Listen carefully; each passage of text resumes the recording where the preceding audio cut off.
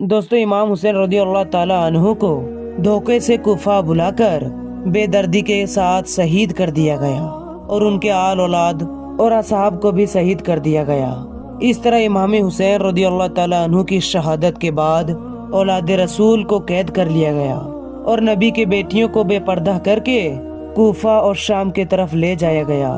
मेरे दोस्तों, यजीदी फौज के बदबख्तों ने अहले बैत की तमाम पाक दामन ख्वातीन के शरों से दुपट्टों को उतार दिया और उनके पाँव में बेड़ियां डालकर उनको कैद करके ले जाया गया। इमाम हुसैन की शहादत के बाद बीबियों को कैद करके आगे आगे यजीद की फौज खुशियां मनाती जा रही है और नाचती जा रही है और इसके पीछे अहले बैत की अतार पाक दामन ख्वातीन कैद होकर आ रही है और फौज यजीद ने तमाम कटे हुए शरों को अपने नेज़ों पर उठाया हुआ था और वहाँ मैदान करबला में हजरत इमाम हुसैन रज़ी अल्लाह ताला अन्हु और उसके असहाब के जिस्म मुबारक बगैर शर के पड़े हुए थे। मैदान करबला में हर तरफ लाशें ही लाशें पड़ी थी। मेरे दोस्तों, रिवायत में आता है कि 3 दिन तक मैदान करबला में हजरत इमाम हुसैन रज़ी अल्लाह ताला अन्हु और आपकी आल औलाद की लाशें बगैर कफन और दफन को पड़ी रही। चुनांचे 13 मुहर्रम 61 हिजरी को जब आस पास के लोगों को ये मालूम हुआ कि यजीदी फौज का पहरा कम हो चुका है तो आस पास के लोग नहर फुराक से पानी भरने के लिए आए। बनी हसरत की कुछ औरतें जब नहर फुराक से पानी भरने के लिए आईं तो उन्होंने ये मंजर देखा कि मैदान करबला में हर तरफ लाशें बिखरी पड़ी है। किसी का बाजू कहीं पड़ा है तो कहीं का जिस्म कहीं पड़ा है तो किसी के पाँव कहीं पर पड़े हुए हैं। उन औरतों ने लर्जा देने वाला जब ये मंजर देखा तो वो भागती हुई अपने मर्दों के पास गई और अपने मर्दों से कहने लगी कि इस करबला के मैदान में हजरत मोहम्मद मुस्तफ़ा सल्लल्लाहु अलैहि वसल्लम का खानदान था। शायद यजीद ने उनको शहीद कर दिया है। उन शहीदों की लाशें बिखरी पड़ी है और उनके खेमे जले पड़े हैं। वो औरतें अपने मर्दों से कहने लगी, हम चलकर आले रसूल सल्लल्लाहु अलैहि वसल्लम के शहीदों को दफन करते हैं। इन औरतों की ये बात सुनकर इन औरतों से ये कहने लगे कि तुम पागल हो गई हो, आले रसूल को यजीद ने कत्ल किया है। अगर हम इनका दफन करेंगे तो कहीं यजीद हमारा दुश्मन न बन जाए और कहीं हमको भी कत्ल न कर दे। तुम इस बात को छोड़ दो, कोई न कोई आएगा उनको दफन कर देगा। अपने मर्दों की ये बात सुनकर वो औरतें अपने मर्दों से कहने लगी कि ताज्जुब है तुम्हारे ईमान पर, तुम लोग रसूलुल्लाह सल्लल्लाहु अलैहि वसल्लम का कलमा पढ़ते हो और उनकी आल औलाद से ये मोहब्बत रखते हो। याद करो कि हुजूर पाक सल्लल्लाहु अलैहि वसल्लम ने क्या फरमाया था कि मैं तुम लोगों से कुछ नहीं मांगता सिवाय इसके कि तुम लोग मेरी आल औलाद से मोहब्बत करो।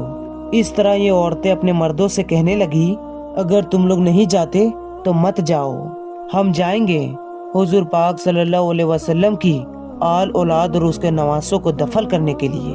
मेरे दोस्तों, जब बात यहाँ तक आन पहुँची तो उन मर्दों में से चंद मर्दों की गैरत जाग उठी और उन अपने औरतों के साथ मैदान करबला में जा पहुँचे।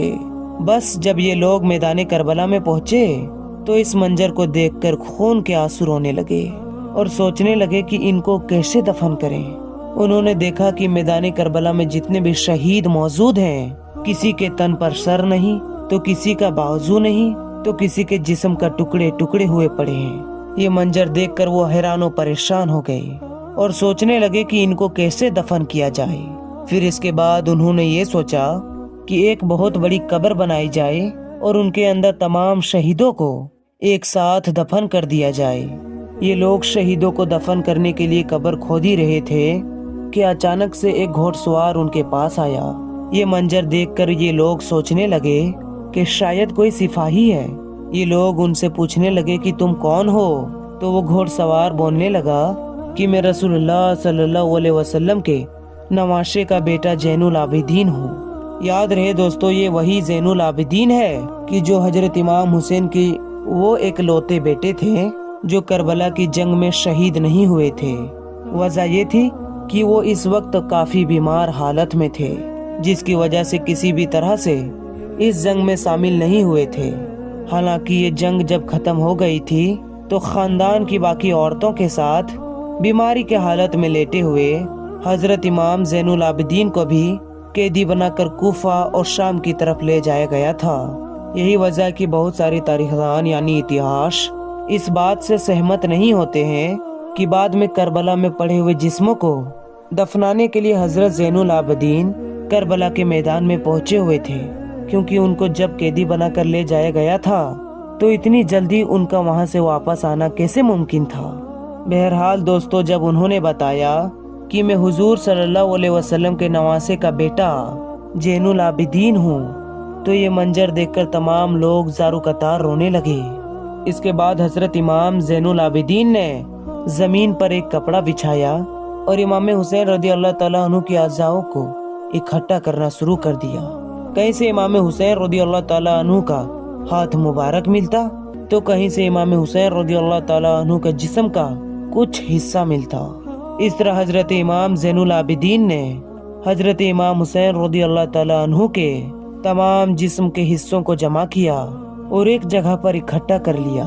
और जब हजरत इमाम ज़ैनुल आबिदीन हजरत इमाम हुसैन रज़ी अल्लाह ताला अन्हु को दफन करने के लिए मैदान करबला में जमीन को खोदते हैं तो देखते हैं कि एक जगह पर पहले से ही कब्र बनी हुई है। चुनांचे हजरत ज़ैनुल आबिदीन हजरत इमाम हुसैन रज़ी अल्लाह ताला अन्हु को उस कब्र के अंदर दफन फरमा देते हैं और उसके साथ हजरत इमाम ज़ैनुल आबिदीन ने अपने भाई हजरत अली असगर और हजरत अली अकबर को भी दफन कर देते हैं और मैदान करबला में एक कब्र बना देते हैं। और वहाँ दूसरी तरफ जो इन लोगों ने एक बहुत बड़ी कब्र खोदी थी, वहाँ उस कब्र में करबला में मौजूद तमाम शहीदों को उस कब्र के अंदर दफन कर दिया जाता है। मेरे दोस्तों, मैदान करबला में मौजूद इस जगह को आज भी गंजन शहीदा कहा जाता है, जहाँ तमाम शोहदाए करबला का जिस्म मुबारक एक साथ दफन किए गए हैं। इस तरह तमाम शोहदाए करबला को दफन कर दिया गया तो किसी ने कहा कि एक शहीद को दफन करना अभी भी बाकी है। कोई बूढ़े सहाबी हैं, उनको अभी तक तदवीन नहीं किया गया है। उस वक्त हजरत इमाम सज्जाद रदी अल्लाह ताला अन्हु रो रो कर फरमाने लगे कि ये हबीब इब्ने मज़ाहिर हैं। आप रदी अल्लाह ताला अन्हु फरमाने लगे कि अल्लाह तबारक व ताला ये चाहता है कि इनको ऐसी जगह दफन किया जाए कि जहाँ पर कोई जब भी हजरत इमाम हुसैन रदी अल्लाह ताला अन्हु के पास आए तो इनको सलाम करके आए। उसके बाद हजरत हबीब रदी अल्लाह ताला अन्हु को दफन किया। जब सब लोग दफन करने के बाद जाने लगे तो किसी ने कहा कि ठहरो, अभी एक और शहीद को दफन करना बाकी है। तो लोगों ने कहा कि तमाम शहीदों को दफन कर दिया गया है, अब कौन सा शहीद बाकी है। तो हजरत इमाम शद्दाद रदी अल्लाह ताला अन्हु फरमाने लगे कि आओ नेरे फुरात के किनारे। जब तमाम लोग वहां पर पहुंचे तो देखा कि हजरत अब्बास रदी अल्लाह ताला अन्हु का एक बाजू पड़ा है। जब लोग थोड़ा आगे बढ़े तो देखे कि हजरत अब्बास रदी अल्लाह ताला अन्हु का दूसरा बाजू पड़ा है और हजरत अब्बास रदी अल्लाह ताला अन्हु का जिस्म मुबारक वहां पर मौजूद है जहां आप लड़ते लड़ते शहीद हुए थे। उसके बाद हजरत अब्बास रदी अल्लाह ताला अन्हु के लिए कब्र खोदी गई और आपके जिस्म मुबारक को भी एक मकाम पर दफन कर दिया गया। आज भी मैदान करबला में हजरत अब्बास रदी अल्लाह ताला अन्हु हजरत इमाम हुसैन रदी अल्लाह ताला अन्हु की कब्र मुबारक एक दूसरे के आमने सामने हैं। मेरे दोस्तों, ये तो बात हो गई तमाम शहीदों के जिस्मों का। जहाँ तक मामला है इमाम हुसैन का सर मुबारक का, जिसको यजीद के पास ले जाया गया था, तो उसको कहाँ दफन किया गया था, इस बारे में तारीख दानों के बीच अलग अलग राय पाई जाती है। मगर जो सबसे ज्यादा मशहूर है वो दरअसल यही है कि बाद में उनके सर को उनकी माँ यानी कि बीवी फातिमा बिन्त ज़हरा रदी अल्लाह ताला अन्हा और उनके बड़े भाई यानी कि इमाम हसन के पहलू में दफनाया गया था। हालांकि दोस्तों, आप लोगों को ये भी चीज बता देना जरूरी है, वैसे तो मैंने आपको पहले ही बता दिया, तारीख दानों यानी कि इतिहास दानों के बीच इस बात को लेकर अलग अलग राय है कि जिस वक्त तमाम शहीदों को दफनाया जा रहा था तो इस वक्त हजरत इमाम ज़ैनुल आबिदीन मौजूद थे या फिर नहीं थे। मगर हाँ, इस बात पर सभी लोग सहमत हैं कि करबला में जितने भी लोग शहीद हुए थे उनको बाद में ही पास के इलाकों में यानी कि पास के ही गांव में आबाद एक कबीले के लोगों ही ने दफनाया था, जिस कबीले को बनी असद के नाम से जाना जाता है। तो दोस्तों, फिलहाल आज की वीडियो में इतना ही, और आप इस वीडियो को लाइक करें या ना करें مگر اپنے تمام دوستوں میں ضرور شیئر کریں۔ تو ملتے ہیں نیو ویڈیو کے ساتھ، تب تک کے لیے السلام علیکم، اللہ حافظ۔